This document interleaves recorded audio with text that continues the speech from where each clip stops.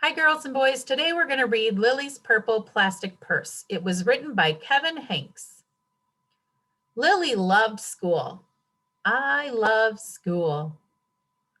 She loved the pointy pencils. She loved the squeaky chalk. And she loved the way her boots went clickety, clickety, click down the long, shiny hallways. Lily loved the privacy of her very own desk. She loved the fish sticks and the chocolate milk every Friday in the lunchroom. And most of all, she loved her teacher, Mr. Slinger. Mr. Slinger was as sharp as a tack. He wore artistic shirts. He wore glasses on a chain around his neck, and he wore a different colored tie for each day of the week. Wow, said Lily. That was just about all she could say. Wow. Instead of greeting students or good morning pupils, Mr. Slinger winked and said howdy. He thought that desks and rows were old-fashioned and boring. Do you rodents think you can handle a semicircle?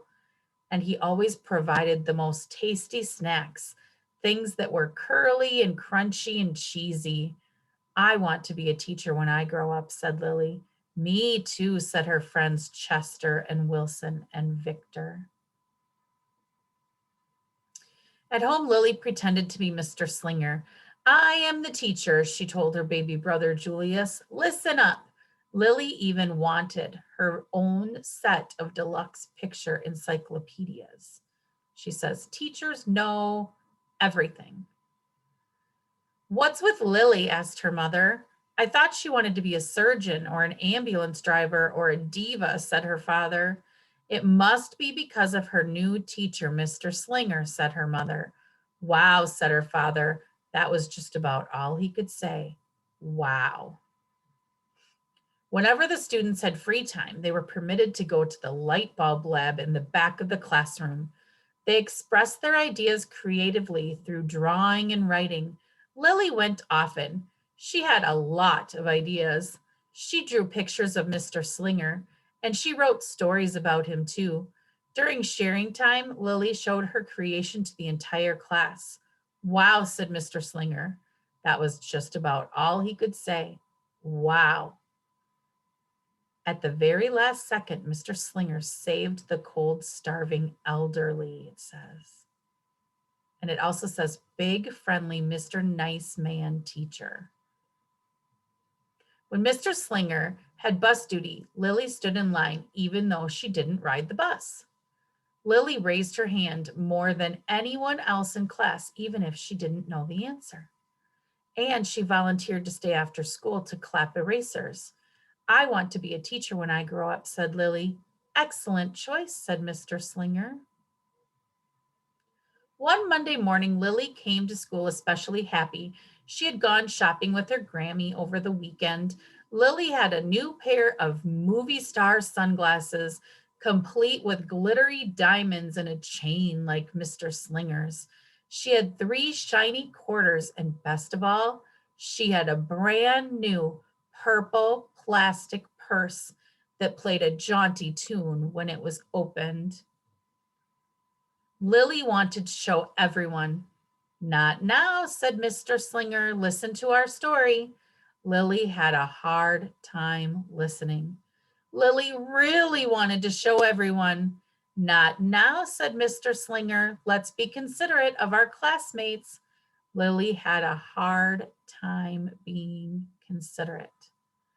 Lily really, really wanted to show everyone. Not now, said Mr. Slinger. Wait until recess or sharing time. But Lily could not wait. The glasses were so glittery, the quarters were so shiny, and the purse played such nice music, not to mention how excellent it was for storing school supplies. Look, Lily whispered fiercely. Look, everyone, look what I've got. Everyone looked, including Mr. Slinger. He was not amused. I'll just keep your things at my desk until the end of the day, said Mr. Slinger. They'll be safe there, and then you can take them home. Lily's stomach lurched. She felt like crying. Her glasses were gone. Her quarters were gone. Her purple plastic purse was gone. Lily longed for her purse all morning. She was even too sad to eat the snack Mr. Slinger served before recess. That afternoon, Lily went to the light bulb lab. She was still very sad. She thought and she thought and she thought, and then she became angry. She thought and she thought and she thought some more, and then she became furious. She thought and she thought and she thought a bit longer, and then she drew a picture of Mr. Slinger. Big, fat, mean Mr. Stealing teacher wanted by the FBI. P.S. I do not want to be a teacher when I grow up. Right before the last bell rang, Lily sneaked the drawing into Mr. Slinger's book bag. When all the students were buttoned and zipped and snapped and tied and ready to go home, Mr. Slinger strolled over to Lily and gave her purple plastic purse back. "It's a beautiful purse," said Mr. Slinger. "Your quarters are nice and jingly, and those glasses are absolutely fabulous. You may bring them back to school as long as you don't disturb the rest of the class." "I do not want to be a teacher when I grow up," Lily said as she marched out of the classroom. On the way home, Lily opened her purse. Her glasses and quarters were inside, and so was a note from Mr. Slinger. It said, "Today was a difficult day. Tomorrow will be better." There was also a small bag of tasty snacks at the bottom of the purse. Lily's stomach lurched. She felt like crying. She felt simply awful. Lily ran all the way home and told her mother and father everything. Instead of watching her favorite cartoons, Lily decided to sit in the uncooperative chair. "I'll stay here a million years for Mr. Slinger. Why does everything always happen to me? 1051, 1052, 1099. That night, Lily drew a picture of Mr. Slinger and wrote a story about him too. Lily was really, really sorry. So everyone forgave her, even her parents, even her stinky baby brother, even her especially incredible teacher. And then the sun shined its smiling face down on everyone and everything, even the bugs and worms. The end. It says, "Listen up. I forgive everyone. I am really, really, really, really, really, really, really sorry."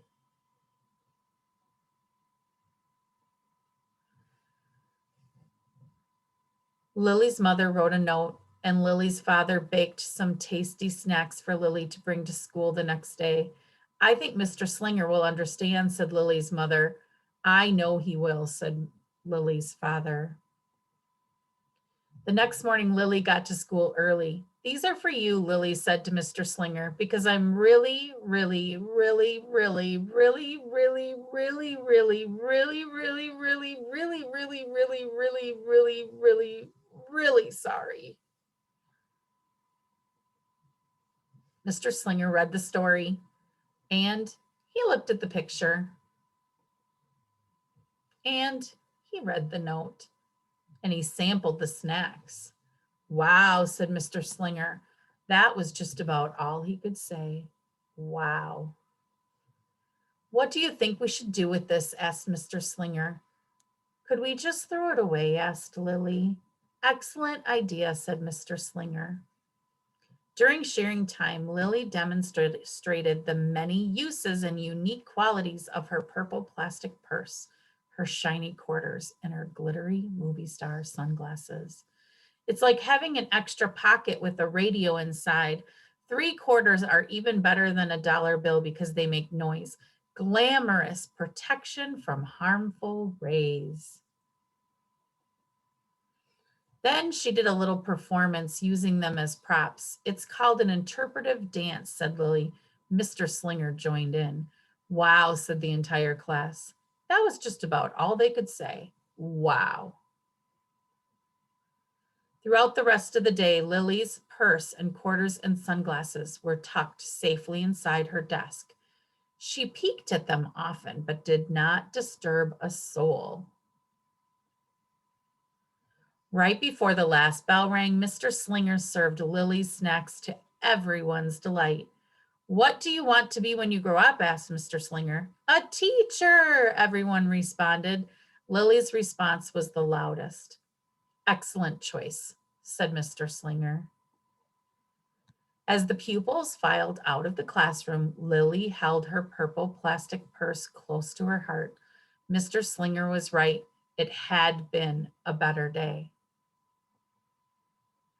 Lily ran and skipped and hopped and flew all the way home. She was so happy, and she really did want to be a teacher when she grew up.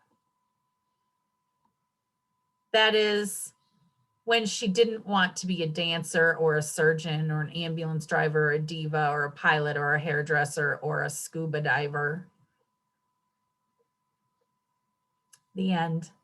I hope you enjoyed Lily's purple plastic purse.